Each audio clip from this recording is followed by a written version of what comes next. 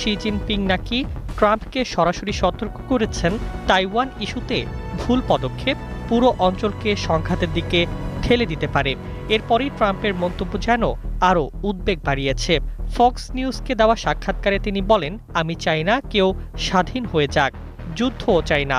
বিশ্লেষকদের মতে ট্রাম্পের এই বক্তব্য তাইওয়ানের জন্য বড় ধাক্কা হিসেবেই দেখা হচ্ছে, কারণ এতদিন যুক্তরাষ্ট্র প্রকাশ্যে তাইওয়ানের স্বাধীনতার বিরোধিতা না করলেও এবার ট্রাম্প অনেকটাই বেইজিংয়ের ভাষায় কথা বলেছেন বলে মনে করা হচ্ছে। তবে পাল্টা জবাব দিয়েছে তাইপে। তাইওয়ানের পররাষ্ট্র মন্ত্রণালয় স্পষ্ট ভাষায় জানিয়েছে, তাইওয়ান একটি সার্বভৌম ও স্বাধীন গণতান্ত্রিক রাষ্ট্র। এটি গণপ্রজাতন্ত্রী চীনের অংশ নয়। একই সঙ্গে তারা বলেছে, যুক্তরাষ্ট্রের অস্ত্র সহায়তা শুধু নিরাপত্তা প্রতিশ্রুতি নয়, বরং আঞ্চলিক স্থিতিশীলতার অংশ।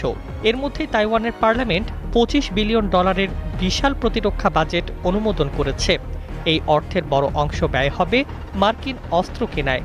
কিন্তু ট্রাম্প আবারও বলেছেন, অস্ত্র বিক্রির সিদ্ধান্ত চীনের ওপরও নির্ভর করছে। এই মন্তব্যে তাইওয়ানের রাজনৈতিক অঙ্গনে শুরু হয়েছে তীব্র উদ্বেগ। বিশেষজ্ঞরা বলছেন, যদি যুক্তরাষ্ট্র তাইওয়ান ইস্যুতে নরম অবস্থানে যায় তাহলে বেইজিং আরও আক্রমণাত্মক হয়ে উঠতে পারে।